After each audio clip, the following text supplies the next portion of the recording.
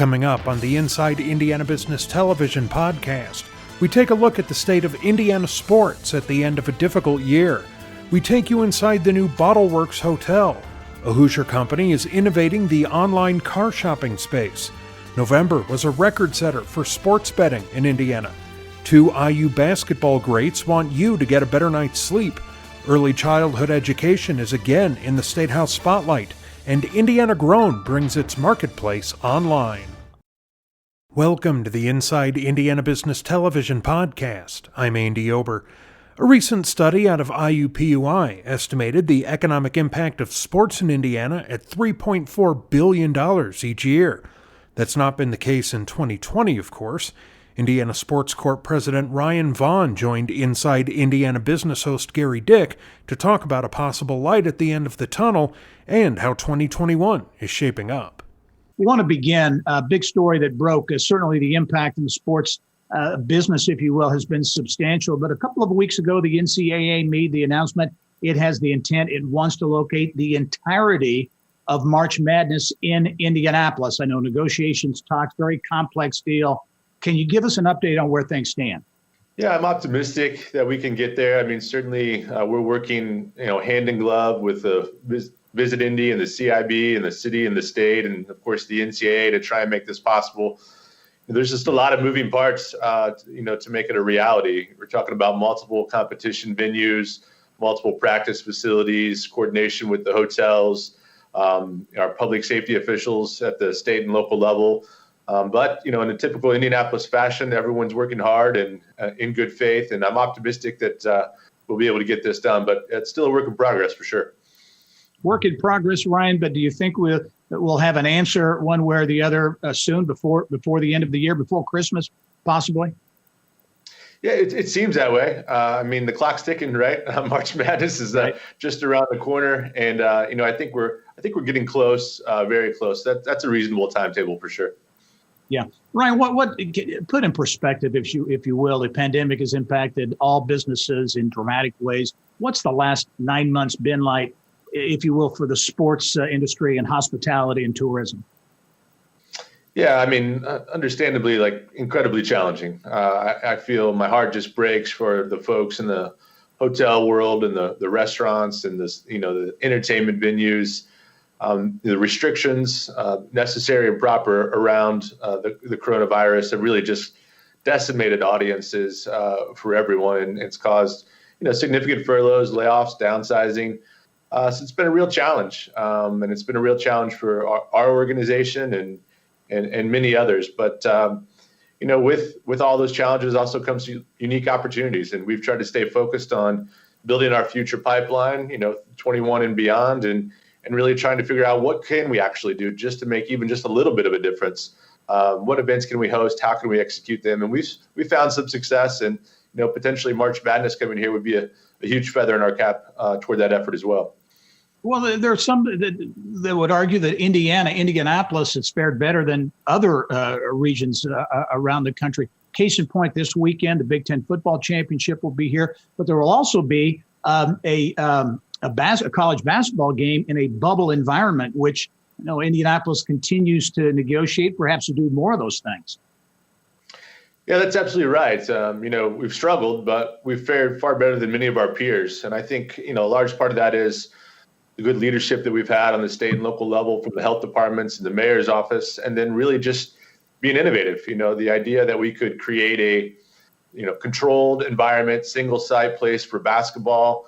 We shopped that around the country. We've had some success with that. We hosted a international FIBA event with Puerto Rico and Mexico, United States and Bahamas.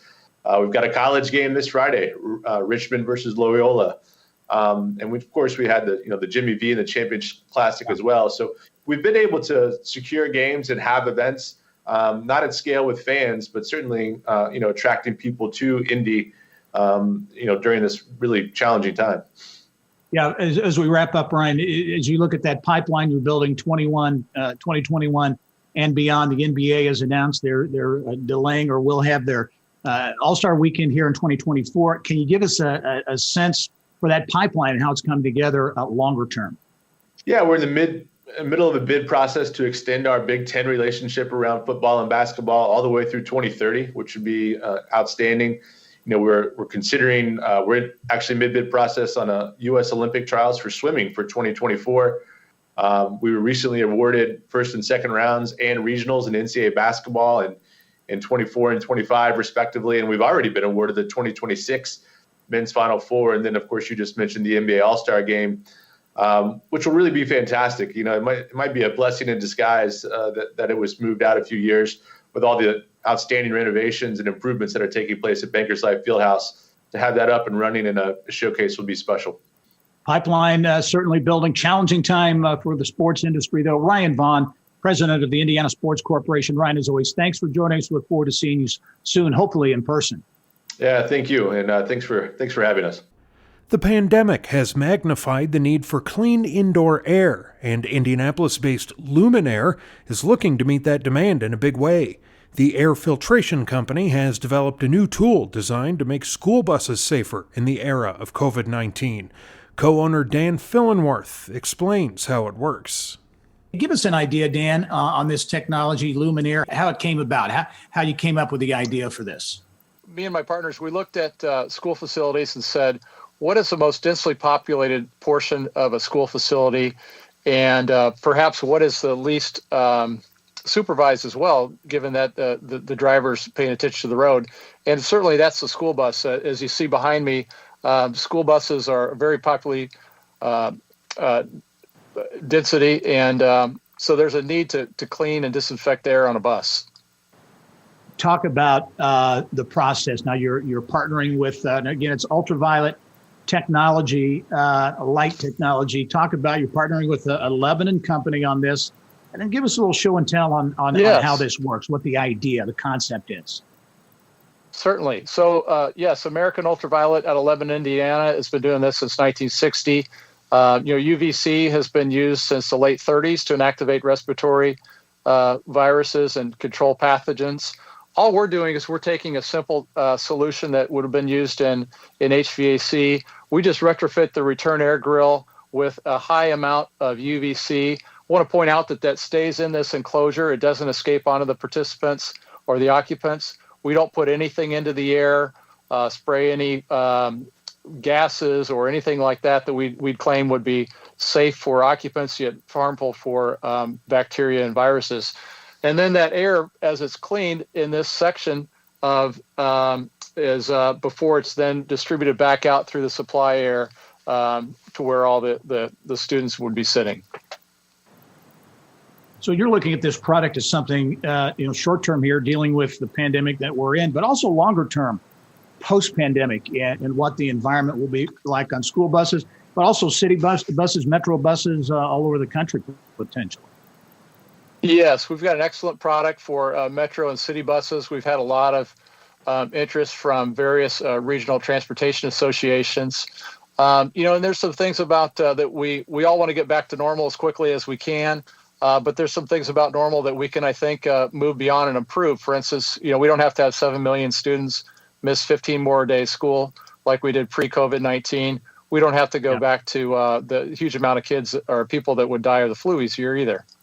Yeah, very quickly, Dan, only have 15 seconds left, but I know you're in multiple states looking at approvals, and you're hoping to get business in not only in Indiana, but other states as well.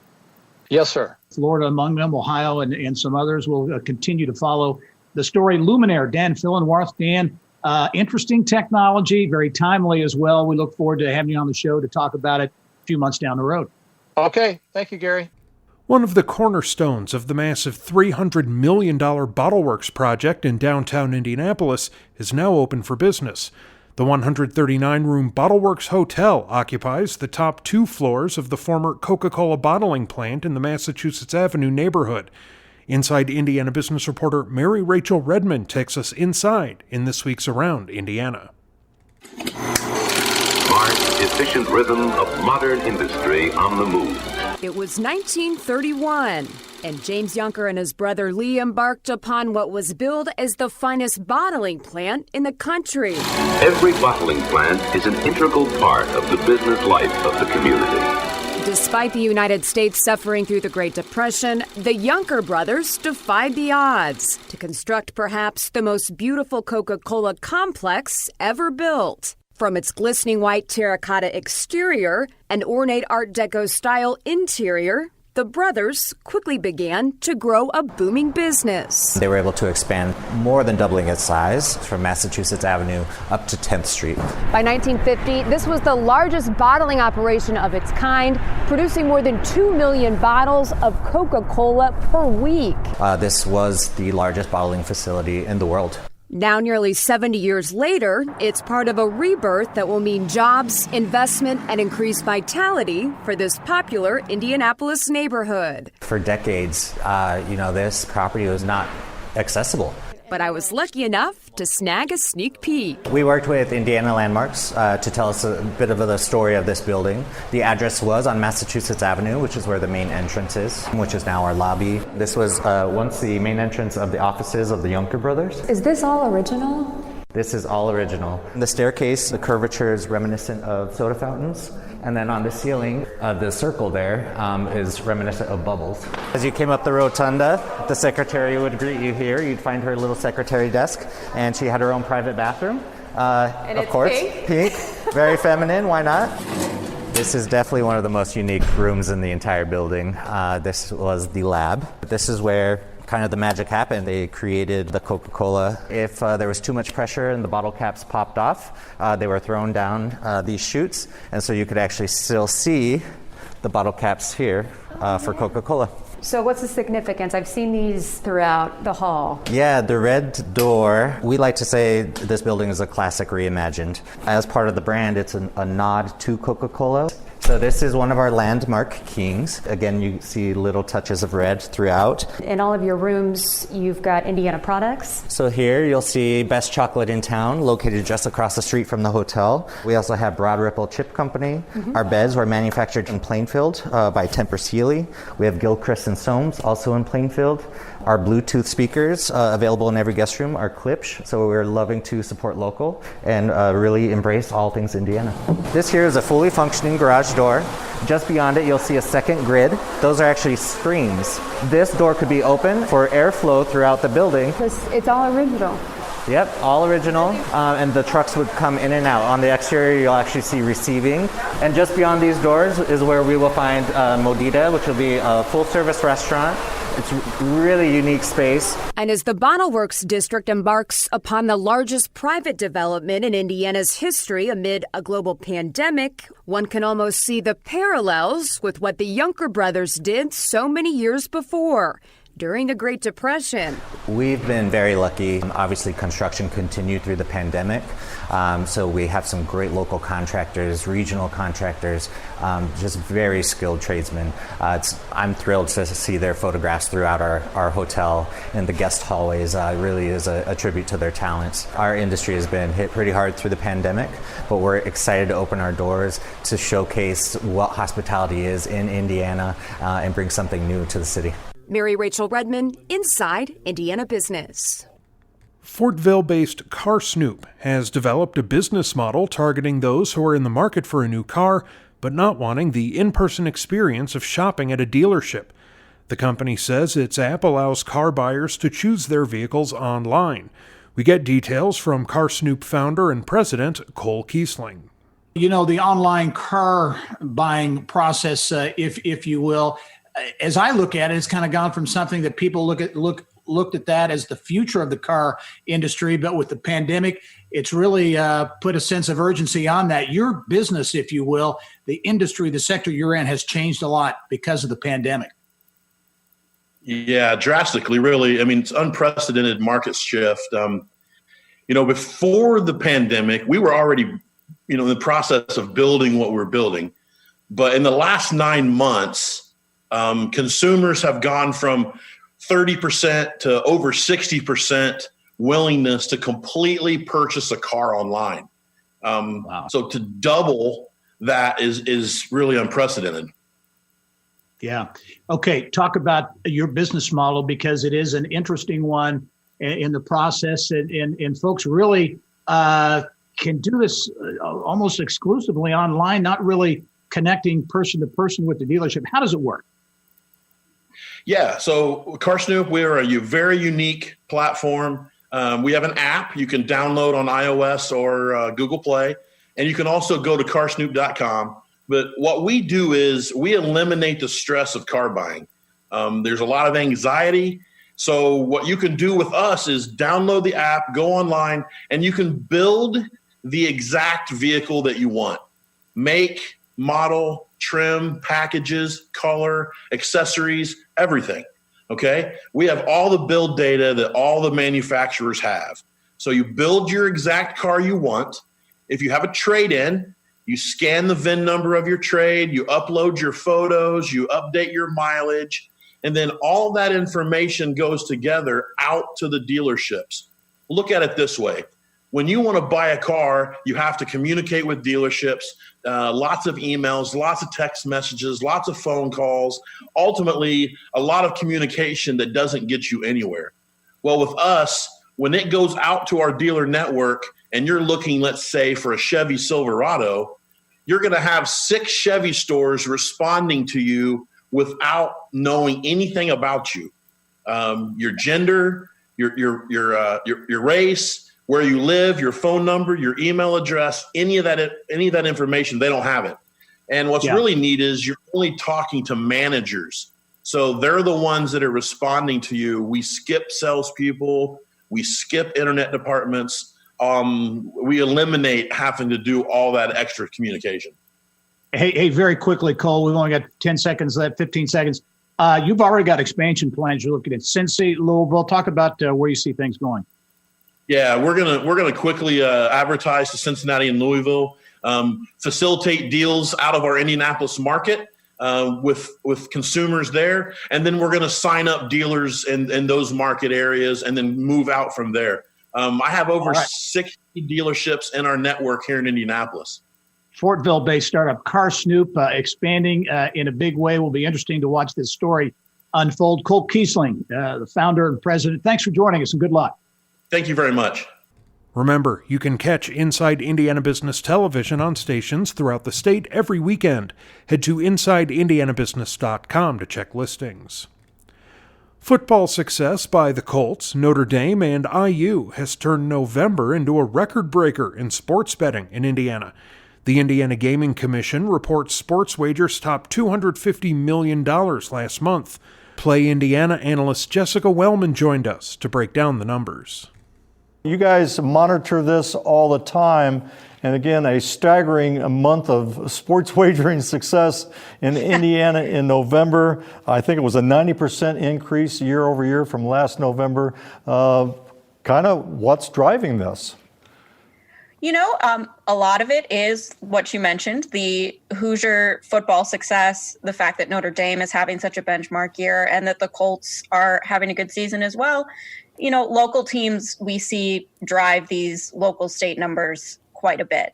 But it's also simply that we're a year into Indiana sports betting now. October 2019 was the first month that operators took bets, and now there are more operators in the space. And I think, we had obviously the dip of when there were basically no sports to bet on, what with COVID-19. But now that we're coming back with new operators like BetMGM and PointsBet who are not wasting money. They are spending on marketing and awareness and getting the word out in Indiana about what you can bet on and how much fun it can be. Well, and they certainly are getting the word out, a robust marketing and advertising campaign. It's hard to turn on the television or radio at any time and not see something promoting sports gaming. Let's talk about your service and what you do. What is Play Indiana, Jessica? We are a news resource for gamblers in Indiana or anybody just interested in the Indiana gambling scene. So sports betting is obviously the bulk of what we're looking at just because it seems to be the newest, biggest industry. But we also cover the Indiana lottery, what's going on with land-based casinos, and any other types of gambling that are offered in Indiana. Jessica, you're a native Kentuckian, but you got your master's degree at Indiana University. You are certainly aware that this is a conservative state. There was a lot of trepidation as Indiana moved toward legalizing sports wagering, but it's been a robust tax revenue generator for the state of Indiana.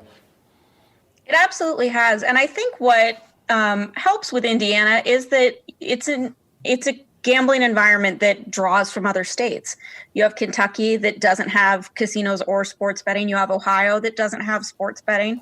And Illinois, up until recently, didn't have sports betting either. So the fact that there are so many big cities on the edge of Indiana, I think makes it all the more beneficial that Indiana was quick to legalize sports betting, because a lot of the money that these sports books are making are actually probably not coming from Indianans. And despite, you mentioned Illinois just recently coming online, despite increased competition, Indiana, you think will continue to thrive in this market? Absolutely. I mean, Illinois cannot be understated as a sports betting market. It really has only launched betting in the last 5 months, and it's already a top 4 market in the United States as a sports betting market. But the fact that Indiana, since launch, continues to grow and build the number of bets and amount of money being wagered each month leads me to believe that it's not as I thought it would take a hit given Illinois launching, but it seems to be a very stable market, a very healthy market. And I think a lot of that is because the Indiana Gaming Commission has taken a very forward-thinking approach to betting, and they do a lot of interesting things. They follow along with New Jersey and offer things like betting on the Oscars. You could bet on the Nathan's hot dog eating contest this year. And I think that the fact that they're willing to try new things when other states won't will continue to benefit them in the long term. Jessica, as we wrap up, if people want to learn more about Play Indiana or just follow the staggering numbers, how can they do that? They should check into playindiana.com. We have the numbers right away. We have historical numbers to take a look at who's on the rise, who's not, and we've got all sorts of interesting stories that are not as businessy too. So if anybody has an interest in gaming, playindiana.com is the place to be. Well, Jessica, we certainly appreciate your insights. You're an analyst for playindiana.com, and we wish you the best going forward. And thanks for being on the show with us. Thank you for having me. 2 Indiana University basketball greats are teaming up in hopes of helping Hoosiers get a better night's sleep. Aurora Sleep is the brainchild of Steve Green, Bob Knight's first basketball recruit at IU, and 1990s star Brian Evans. Green and Evans spoke with Business of Health reporter Kylie Valletta about how their oral device therapy is impacting the sleep industry. All right, well, it's Indiana, so we have to talk basketball first. You're both very familiar names for IU basketball fans. Dr. Green, you were Bob Knight's first recruit at IU, and you played there in the early 70s, went on to play for the Pacers. Brian, you played in the early 90s at IU, also went on to the NBA. How did your common basketball background at IU help build that connection for a business relationship? Well, Coach Knight used to have Dr. Green come in and visit with the team every year. And so I met Steve for the first time as a freshman in 1992 as an 18-year-old. And I had a real high opinion of him. He was just very well spoken and was so great when he'd come in and visit with us. Over the last 3 or 4 years, as we've been building towards this launch, I've gotten to know him really well. He's become a great friend, and he's a fantastic teammate. We trust and believe in one another. He's an absolute expert in this space. I'm awful lucky. All right, Dr. Green, why did you put your faith in this youngin' who played so many years after you at IU? Well, number one, Kylie, he wore my number, 34. So I loved him, and he's a shooter. So there you go. But actually, I was talking to another former Hoosier, Joe Hillman, one day and telling him about what I wanted to do in sleep. And he said, the guy you got to talk to is Brian Evans, because of his medical background. And so we got together along those lines. But also, most importantly, I trusted Brian immediately. I mean, I know where he came from. I know what he did in high school and college and pros athletically, but I also knew what kind of guy he was. So for me, it was a matter of trust and a matter of I knew a guy that was going to work hard for us. And he sure has done that. All right, well, let's talk business now. Aurora makes oral devices to treat snoring and sleep apnea. So, Brian, there are other companies in this space, but you say a key differentiator for Aurora is that these are custom-made devices. Explain the importance of that. Well, Kylie, there's nobody quite like Aurora in the space. Yes, so these are custom devices for both snoring and sleep apnea. We make them in a 35-minute appointment window. So folks come in, we make them a device, custom device. They leave with it, sleep with it that same night. We also offer our customers what we call the Aurora Promise, which allows them 7 nights of a complimentary trial wearing our device. They never get returned. Even if somebody wanted to bring it back, their bed partner doesn't let them do it. All right. So, Dr. Green, you have 35 years of experience in dentistry, and much of that time was spent in dental sleep medicine, which I think is a specialty a lot of people haven't even heard of. How did that dental sleep medicine make you realize that there was a real need for something like this? Well, Kylie, it really started with my own sleep journey, if you will. Several years ago, I was diagnosed with sleep apnea. And was given the only treatment option at that time was the CPAP, and I was unable to wear it. Actually, made my own. Made my own first device, if you will, for me. I was my own first patient in sleep, and it worked fabulously for me. So I became more and more interested in it and wanted to offer it to more folks. And I was astounded to find out the number of people that don't know that they even have sleep apnea issues. And more importantly, there are 3 times as many people that have snoring issues. So we wanted to tackle both of those things with Aurora. And really, our main thrust here initially certainly is to help more Hoosiers sleep better at night, whether they snore or have sleep apnea. And Brian, just a few seconds left, but I know you have some big business plans. You want to develop your own device. You are developing your own device, and also start an affiliate program for dentistry practices. Can you touch on just both those things? Sure can. Yes, we do. We have a new design, new technology. It's on its way very soon. So yeah, we're very excited about that. And we know good sleep is critical. And it's not just the snore; it's the bed partner that suffers.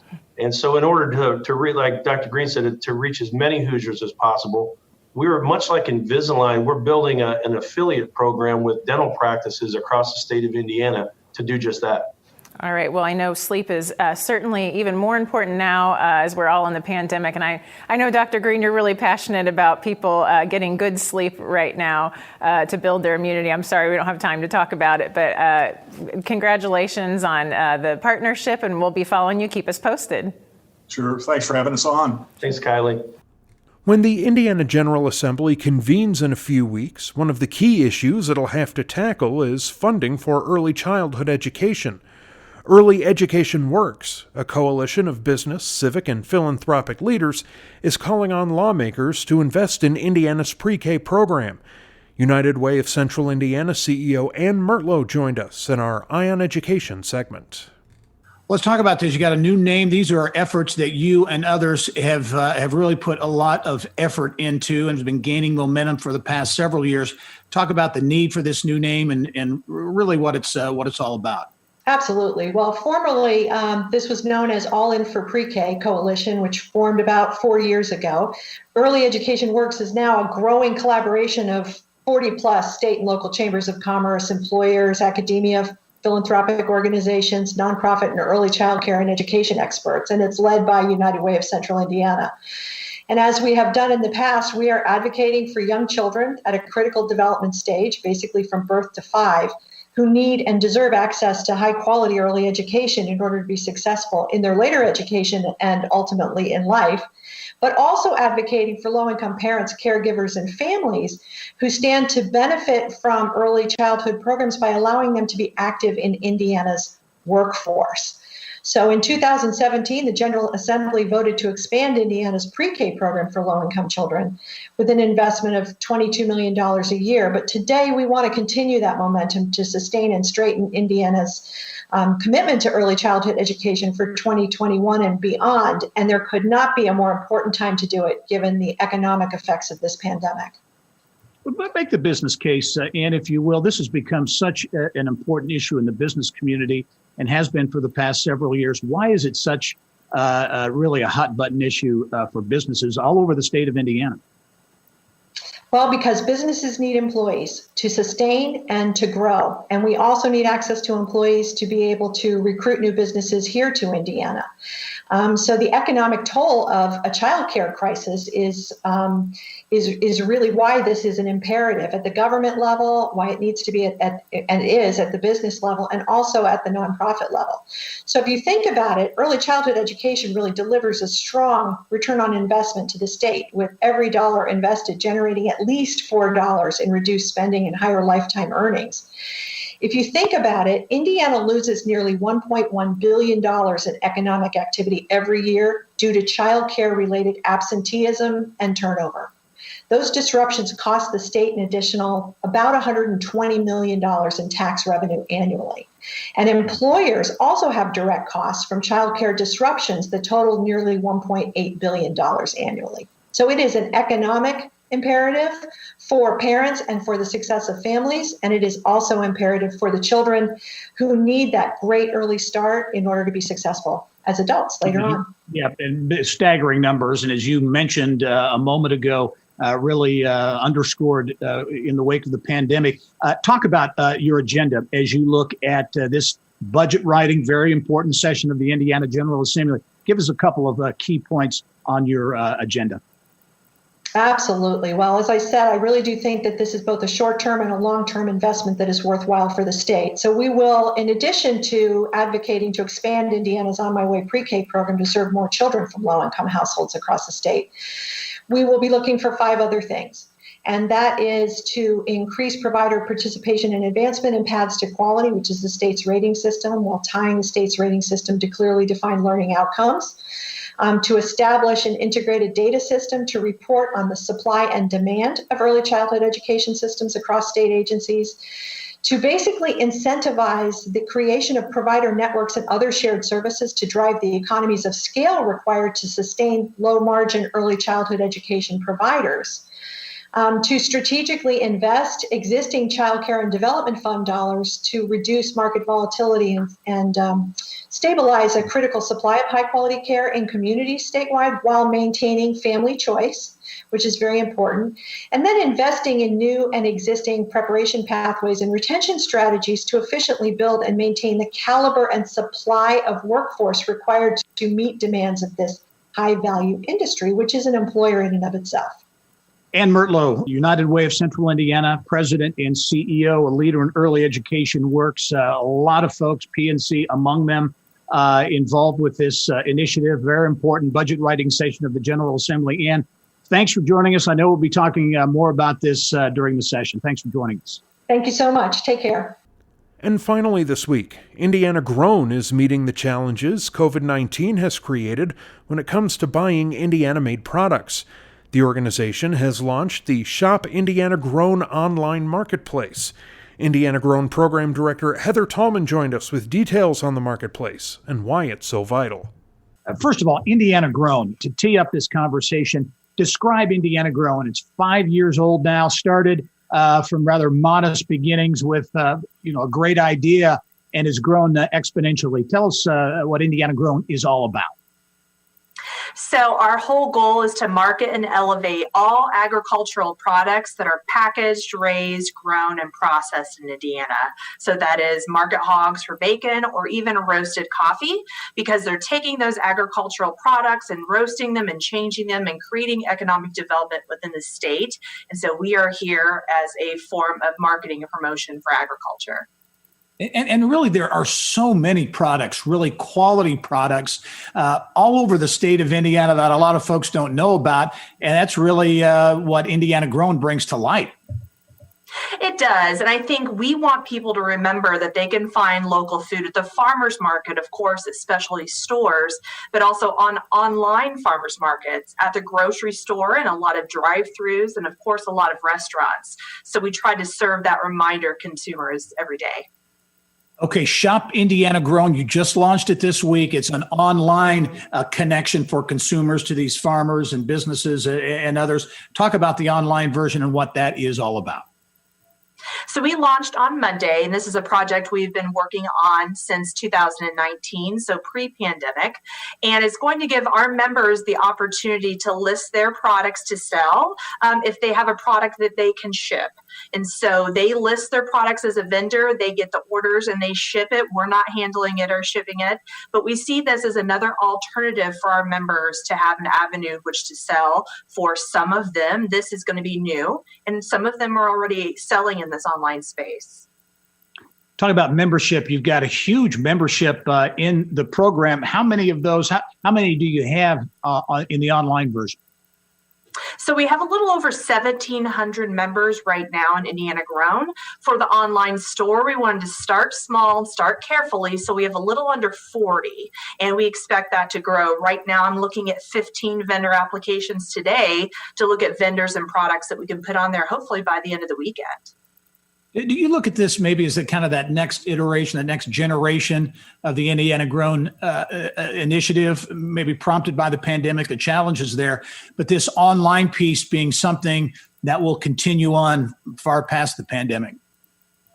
You know, you're right. I mean, we have to stay on the trend of what consumers are asking for. Every year at the Indiana State Fair, we have a marketplace, and we do get asked often, you know, why can I not find these things in my area? Why can't I find them online? How can I ship a gift basket to my daughter who's out of state? You know, we get those questions, and we've taken it all into consideration, and our members wanted this online avenue. So that's why we provided it for them. But we see this as a great tool moving forward for economic development in the agribusiness space, just looking at what consumer demands are, especially in the pandemic and then on.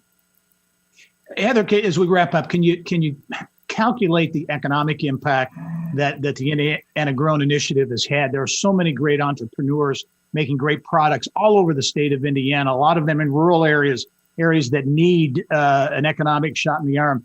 Any idea to calculate the impact that Indiana Grown has had statewide?